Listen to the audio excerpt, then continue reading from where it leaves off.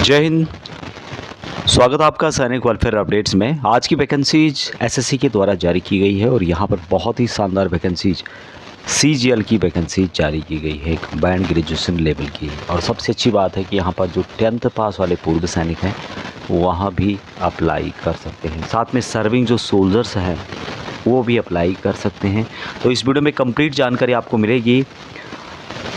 उम्मीद है कि आपने इस चैनल को सब्सक्राइब कर दिया होगा, नहीं किया है तो आज ही कर दें। आपको इस तरह के अपडेट बहुत समय टाइम टू टाइम मिलते रहेंगे, तो नोटिफिकेशन के माध्यम से हम इसकी कंप्लीट जानकारी को आपको शेयर करेंगे।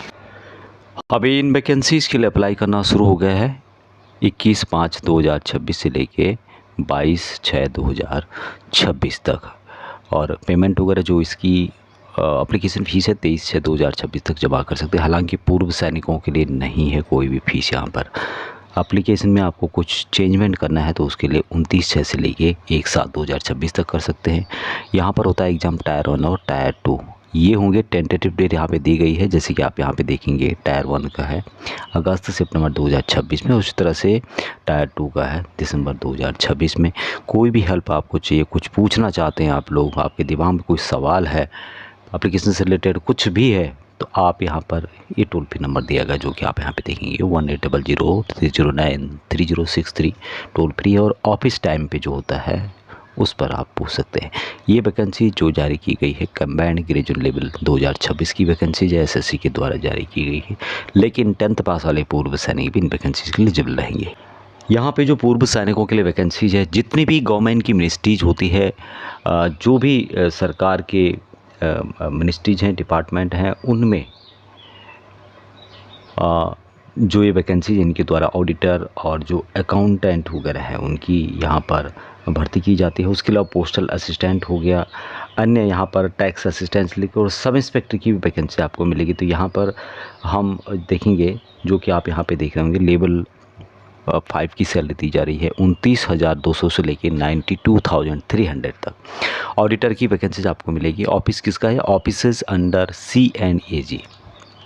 ऑडिटर ग्रुप सी के अंतर्गत है, 27 साल मैक्सिमम है। उसी तरह से यहाँ पे आप नीचे जाएंगे तो ऑडिटर की वैकेंसीज है, अकाउंटेंट की वैकेंसीज है अलग मिनिस्ट्री के अंतर्गत, डिपार्टमेंट के अंतर्गत। अकाउंटेंट की जो कि controller general of account group C के सभी पद हैं, 27 साल मैक्सिमम। अकाउंटेंट जूनियर अकाउंटेंट की, और ये है अदर मिनिस्टर और डिपार्टमेंट ग्रुप सी के अंतर्गत है, 27 साल मैक्सिमम है। उसी तरह से यहाँ पर देखेंगे लेवल 4 की सैलरी भी ग्रुप सी के अंतर्गत दी जा रही है और ये है 25,500 से लेके 81,100 रुपये। Postal assistant, sorting assistant department of postal ministry of communication की तरफ से है और ग्रुप सी के पद है, 27 साल मैक्सिमम है। उसी तरह से सीनियर सेक्रेटरी असिस्टेंट और अपर डिवीजन क्लर्क, ये सेंट्रल गवर्नमेंट के जो ऑफिसर्स हैं, मिनिस्ट्रीज हैं और अदर CS कैडर्स है उनके लिए है। ग्रुप सी के पद हैं, 27 साल मैक्सिमम। सीनियर एडमिनिस्ट्रेटिव असिस्टेंट की भी है और यह है MES मिनिस्ट्री ऑफ डिफेंस के अंतर्गत ग्रुप सी के पद है, 27 साल मैक्सिमम है। उसी तरह से यहाँ पे आप देखेंगे तो टैक्स असिस्टेंट की वैकेंसी है जो कि central board of director taxes की ओर से ग्रुप सी के पद है, 27 साल मैक्सिमम है। टैक्स असिस्टेंट, और ये है CBIC, पहले वाला CBDT था और ये CBIC यानी कि central board of indirect taxes and customs. पहले वाला क्या था? Central board of direct taxes, CBDT। Group C के पद हैं, 27 साल मैक्स। उसके अलावा यहाँ पे मिलेंगे आपको सब इंस्पेक्टर की वैकेंसीज भी है, तो जिसका फिजिकल ठीक है वो यहाँ पर इनके लिए अप्लाई कर सकते हैं central bureau of narcotics ministry of finance की ओर से। और ग्रुप सी के पद है और 27 साल यहाँ पर भी आपको मैक्सिमम देखने को मिलेगी।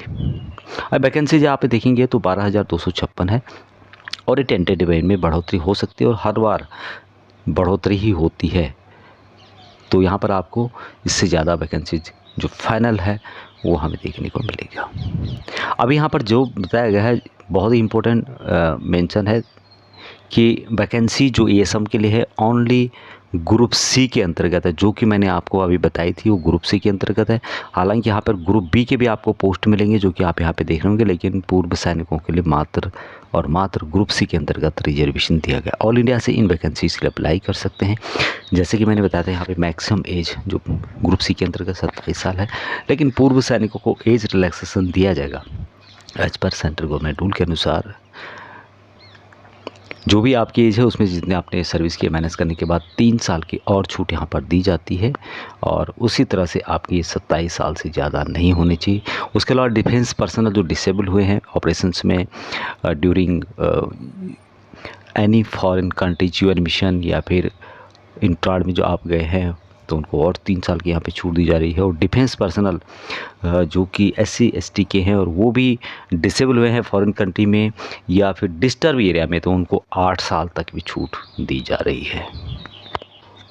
इसेंशियल क्वालिफिकेशन यहाँ पे रखा गया है कम से कम BA bachelor of degree from a recognised university और इंस्टीट्यूट। लेकिन पूर्व सैनिकों के लिए क्या मेंशन किया गया है, यहाँ पे आप देखेंगे कि matriculation ex serviceman who has obtained Indian army special certificate, जिन्होंने लिया हुआ है इक्विवेलेंट एयरफोर्स और नेवी, उन्होंने भी लिया है, तो वहाँ इन वैकेंसीज़ के अप्लाई कर सकते हैं जो कि यहाँ पे मेंशन किया गया है।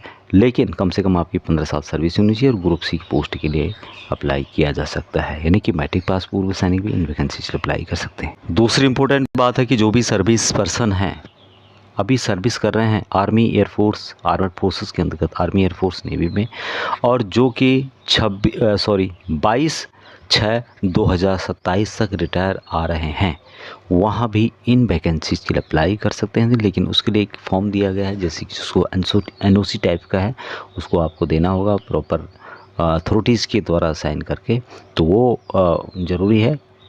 तो ये सर्विस पर्सन के लिए है कि जो अप्लाई करना चाहते हैं 1 साल के अंतर्गत रिटायर आ रहे हैं 22/6/2027 से पहले, वहाँ भी एलिजिबल रहेंगे। पूर्व सैनिकों से रिलेटेड जो वैकेंसीज है, जो रिजर्वेशन है, उसके तहत उनको भी दिया जाएगा। एप्लीकेशन फ़ीस मात्र 100 रुपये रखी गई है, लेकिन पूर्व सैनिकों कुछ कैटेगरी हैं जो कि आप यहाँ पे देख पाएंगे, उनको एग्जाम्प्ट किया गया है इस फीस से। स्कीम ऑफ एग्जामिनेशन क्या होता है, यहाँ पे पहले टायर 1 होता है, टायर 1 में क्वालिफाई कर जाते हैं तो यहाँ पर होता है टायर 2।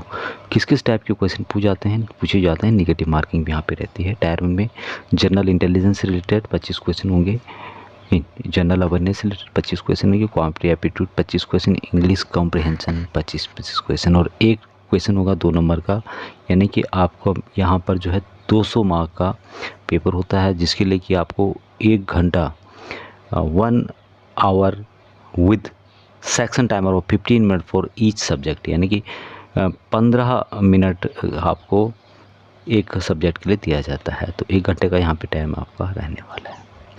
दूसरी बात यहाँ पे रहेगी कि निगेटिव मार्किंग आपको मिलेगी जो कि 0.50 है। सभी यहाँ पे ऑब्जेक्टिव टाइप क्वेश्चन है, मल्टीपल चॉइस होते हैं उस टाइप के क्वेश्चन मिलेंगे। यदि टायर 1 आप क्वालिफाई कर जाते हैं, उसके बाद यहाँ पे होगा टायर 2। टायर 2 में यहाँ पर होंगे पेपर 1, उसके अलावा यहाँ पर होगा दूसरा पेपर 2, और उसके बाद होगा पेपर 3। तो सबसे ज़्यादा जो इम्पोर्टेंट है वहाँ पे है पेपर 1। पेपर 1 के अंतर्गत आपको मिलेंगे अलग अलग सेक्शन, जो कि आप यहाँ पे देख लेंगे।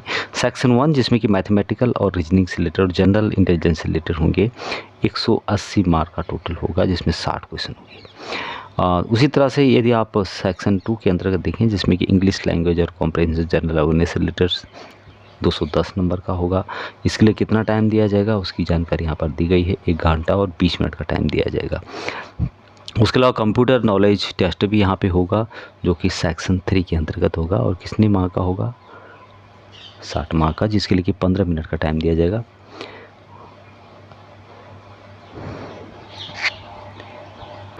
सेक्शन 4 के अंतर्गत होगा, जो कि data entry operators, data entry speed test होगा, और जो होगा यहाँ पर 1 डाटा एंट्री टास्क के लिए। बाकी पेपर 2 होगा स्टैटिस्टिक्स के लिए, और पेपर 3 होगा general studies, finance and economics से रिलेटेड। तो ये हमारे यानी कि ग्रुप C के लिए नहीं रहेगा, बाकी पेपर ग्रुप C के लिए रहेंगे। जो भी इम्पोर्टेंट जानकारी थी पूर्व सैनिकों से रिलेटेड वही मैंने यहाँ पे डिस्कस किया है। यहाँ पे देख रहे होंगे certificate for serving defence personnel के लिए, और यहाँ पर आपको भर के देना होगा संबंधित जो कमांडिंग ऑफिसर है और ऑफिस की सील यानी कि यूनिट का जो भी होता है उससे रिलेटेड यहाँ पर डेट मेंशन करनी होगी, टर्म ऑफ इंगेजमेंट कब तक आपका ख़त्म हो रहा है, क्योंकि 22 आपने देखा होगा 22/6/2027 लास्ट डेट थी अप्लाई करने की, जो कि 1 साल के अंदर रिटायर आए हैं, तो ये उनके लिए है, उससे संबंधित इसको आप एनओसी समझ सकते हैं, ये आपको फ़र्क देना होगा। ये था नोटिफिकेशन के माध्यम से इंपॉर्टेंट जानकारी। ज़्यादा जानकारी के लिए इसके नोटिफिकेशन को आप फॉलो कर सकते हैं, लिंक आपको वीडियो की डिस्क्रिप्शन में मिल जाएगा।